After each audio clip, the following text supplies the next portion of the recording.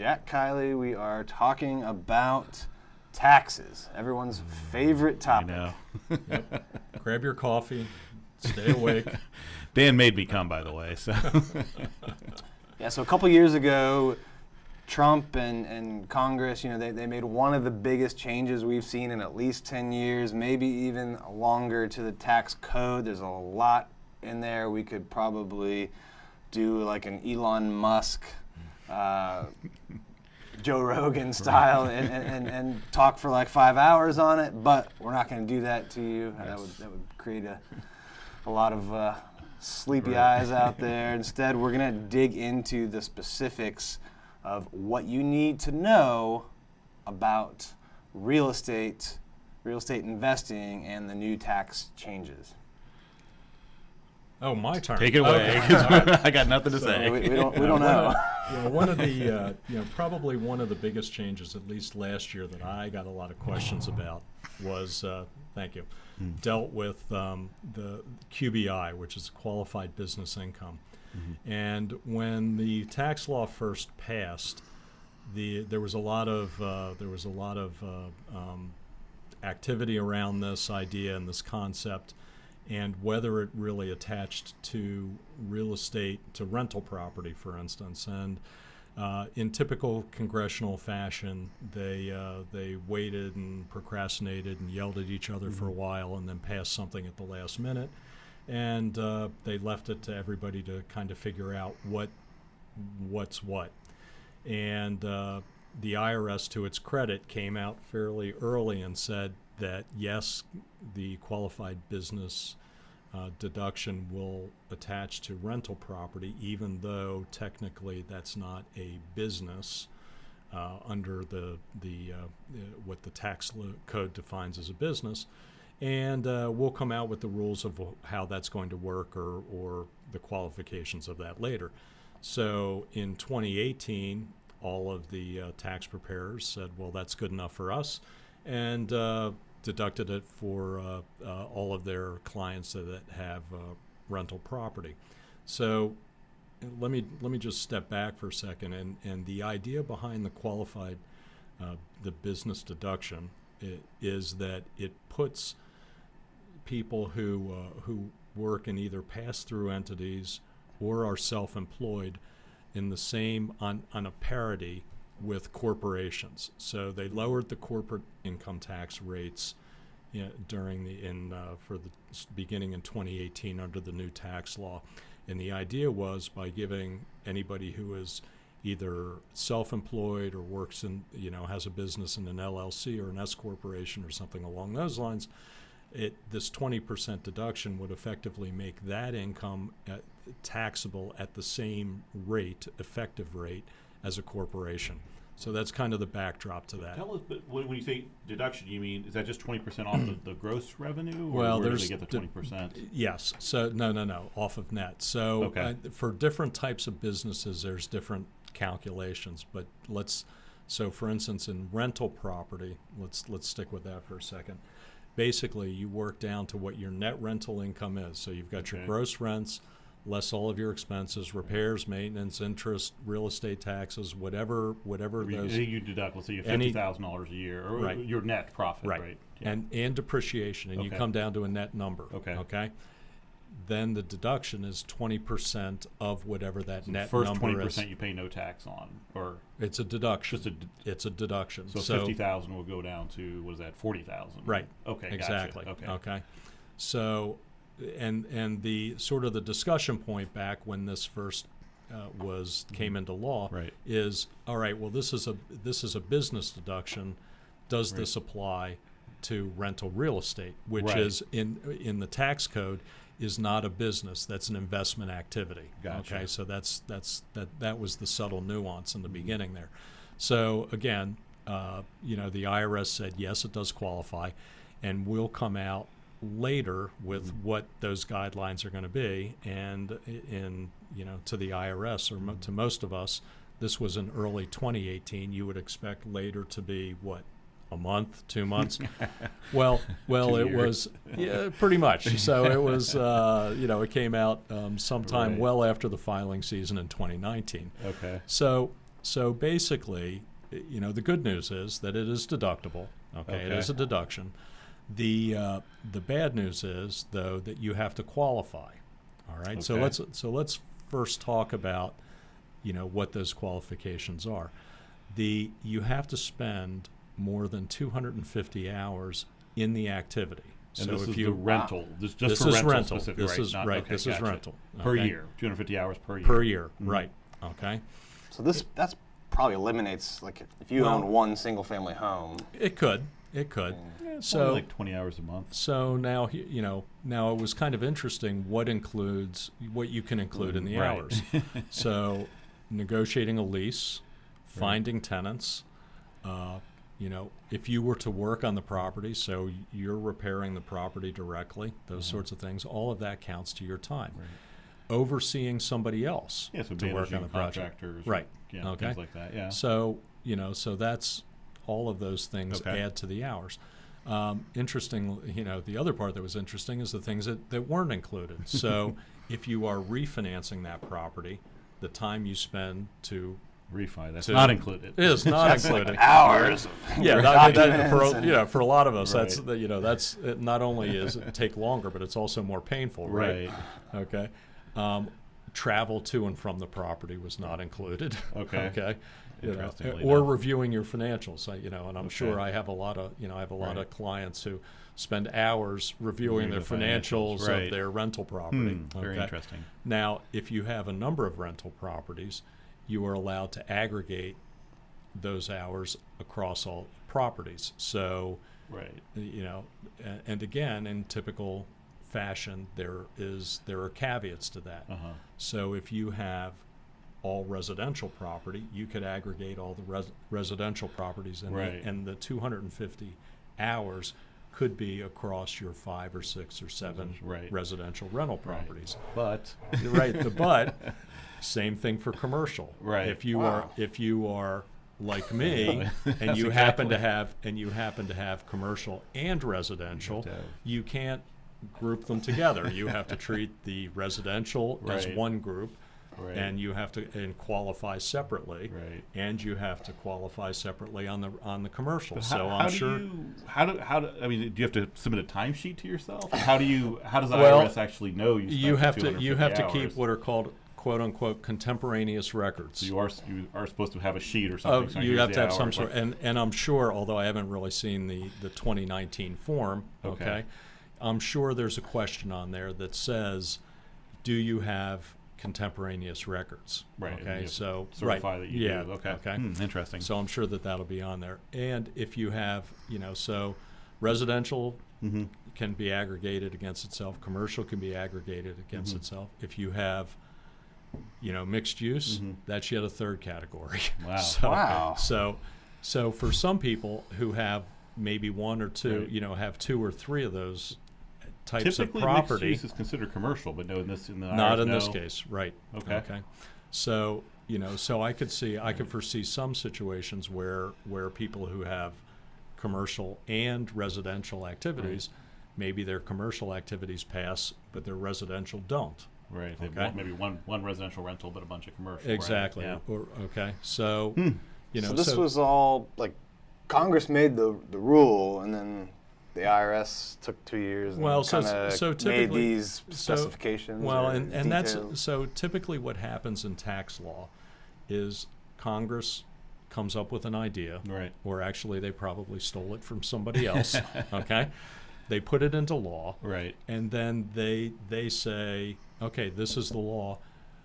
The executive branch Mhm. goes and figures out Right. The agency how responsible for that. to execute that. Yeah. So in tax, that falls to Treasury, Right. which of course travels down to the Internal Revenue Service, Right. and then some poor Right. guy in Internal Revenue who's not Right. well liked gets to make Gets the to rules make on the whatever rules. it Yeah, is. yeah. Okay, So- so that's that's Yeah. kind of how that whole thing But I think works. it's good news because I mean essentially from at least the way I'm interpreting it is that if you let's say you have the same amount of properties in 2018 versus 2020, you are saving money on your taxes, though, right? I mean, you're paying less tax, assuming everything is maintains the same. Right. So it is good for the small investors that most of the people out here are. Well, if you're, I have a lot of clients, and I'm sure a lot of people do, who they may own 1 or 2 or 3 rental properties, and they're do-it-yourselfers. Right. So if they're out there and they're doing the repairs themselves,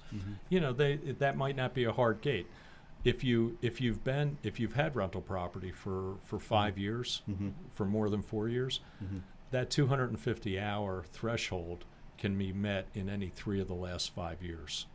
Okay, so you don't. So if you had a situation where now you have to have been in the rental. You had rental property for 5 years, but if 2 years things were relatively easy for you and you were underneath that gate, you're still able to take that deduction. I mean it's a relatively low threshold. I mean if you have 3 or more properties, easily you're going to spend them at a time. 1 or 2, it's going to be questionable. But I mean I think it's overall good news, at least from what I'm hearing here. So. Right. And is there for the rentals? Is there any income issue then if you make over a certain amount? So it doesn't matter what you make.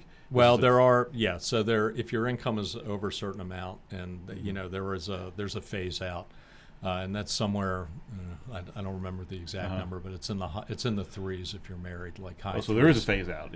So if you're a doctor, making $500,000 a year, you're probably this doesn't not going to apply to you anyway. Yeah, you're phased out. Okay. So now the other piece of this depends on what kind of rental it is. So if you're in commercial, so I have a couple commercial properties. Yeah. If you're in triple, and I do triple net leases, right? Okay. Those, if my properties are commercial, or it doesn't really matter what kind they are, but if they're triple net, that's not available for the QBI. Which is almost all of commercial, really. I mean, most of commercial is triple net. Okay. All right. Another miss is if you, and I have a lot of clients that do this. They buy the building. They put their business is the main tenant in the building. So if it's effectively, if you use over 50% maybe or something. Or? Well, if you use the building in another business, in your business or what have you, then that's not available either because. Okay. Now having said that, your business is probably getting the benefit of or should be getting the benefit of the QBI anyway. Depends on the type of business, so that's a problem. So. Well, it's the business is getting, whether you personally, if your income is too high to get it, and part of that depends on what your business is. So if you are in a consulting business or you're in a designated industry, and there's a term for it which escapes me off the top of my head, like accounting, like law, like real estate agents, right? Okay, then you're going to be phased out. If you are a manufacturer or you own let's say for instance a bike shop, you're a retail store or something along those lines, where capital is a material factor, then you're going to get the benefit of the deduction. And there is no income limitations. Okay, so I just want to make sure, because I'm already a little confused. I'm sure these guys out here are, but you're saying I can't imagine. Exactly. It rarely happens. No, it happens every day, many times per day. So you're saying, okay, so in capital-intensive businesses, there's no income limitations, right? And then, of course, service businesses, like you're saying, real estate agents, lawyers, doctors, can they get any deduction, or is automatically they're disqualified? Well, there's a phase out. Okay, so if you're, and it's referred to as a specialized service, trade, or business. Okay, so the phase out, if you're married, the phase out starts at about $320,000, and you're totally phased out at $400 of your adjusted gross income. Okay. So think of that as the number at the bottom of the first page of your tax return. Correct. Okay. Then what about the rental that we were talking about? That falls into this as well. So the rentals are considered like a service business, so to speak. Yeah. So if you were in a manufacturing business, so if you are in real estate, if you're a rehabber, right? Okay. Or you're in construction, where capital is a material factor, then there's no phase out. Okay. So you can be over those thresholds. What about the guy who's like just W-2 job, but he's a flipper? and he's doing 1 or 2 flips a year. The flipping, he's under these thresholds. Does that count as the 20%? Well, flipping. Okay, so what he's doing, flipping is a business activity. Mm-hmm. Okay. Because that's effectively it's rehabbing, right? Mm-hmm. That's a business activity, and the way to think of this is that if it's a business, or the way I always explain it to people, is if the activity is subject to self-employment tax, all right, then it's a business activity. So if you are flipping, that you should be paying. Absolutely, yeah. So basically self-employment tax, which is Social Security and Medicare, on the earnings of that venture. Correct. Okay, so if that's the case, then you're able, or at least you qualify for the 20% deduction. Now, flipping, because because capital is a material factor there, there are no income thresholds. So in your scenario where a guy has a day job at pick a place, and then he does 2 or 3 flips and he makes $100,000, and he would be above. So he still pays taxes on his W-2 wages, but then on his on the 100,000 he would get a $20,000 deduction. So speaking of self-employment tax, you still have to pay that though. So you get the 20% deduction, then you have to pay the self-employment, or how well, that? the deduction is not you. Well, let me step back. Social Security and Medicare, you pay on your net earnings. So what your net earnings of the business venture. So and there are 2 pieces to self-employment tax. There's Social Security, and there's Medicare. Correct. So Social Security, you pay, I think this year in 2019, it's on the first $132,000 or $35,000 of wages, of earnings that you have, and Medicare's on everything. Okay. So if the person in his W-2 job, his earnings from W-2 purposes were $100,000, and then he made $100,000 more in his rehab business, he would only pay the Social Security on the 32-ish thousand, because he's already paid on the first 100 at his other employer. Okay. Now he's going to pay Medicare on everything. So 2.9%. Which is the Medicare piece. He's going to pay on all his rehab earnings, and again 12.4 on just that 30. But again, just trying to be clear, but if we let's take the W-2 wages out of it, you make $100,000 on rehabbing. Right. So the only difference now is you're going to pay the Social Security and Medicare on $80,000 because the 20% deduction. No, the deduction is on your net earnings. Right. So let's say net earnings are $100,000. So you've got Okay, so let's step back for a second. Right. Okay, you pay income tax. There's two taxes that show up on your return. Okay, at least 2 if you're self-employed. Right. One is income tax. Correct. One is self-employment tax, and they are independent of each other, and there are separate calculations. Okay. So your income tax is based on your total income, which could, in Dan's case, he was talking about a guy who had W-2 income. Yeah, let's take that out of it for this example. Okay, well, he had, so all of your income from various sources, W-2s, interest, dividends, rehabbing, whatever your income is, less whatever your deductions are. So you might have itemized deductions and those sorts of things. You come down to a number, you pay income tax on that. Okay. Okay. Self-employment tax, if you have income from a business, that you participate in, and it could be a pass-through entity, meaning it's an LLC or an S corp, or it's an LLC, or maybe you're unincorporated, you're a sole proprietor. If you have earnings from that is subject to self-employment tax, which is the total is 15.3%. Which is broken down into 2 components. 12.4 is Social Security, 2.9 is Medicare. So if I go back to let's take Dan's guy. Right. Okay. If he had, and we'll make things simple. Let's say that he makes $50,000 in his day job, W-2, and he makes $60,000 from self-employment. He does a rehab. He does 2 rehabs. Yeah, but my question, that's where I want to, the QBI and this. So what number do you take? So let's say which number do you take to? Okay. Yeah, that's all right. I'm getting there. That's the one I want to get. He's getting there. That's the one I want to get to. Yeah. Okay.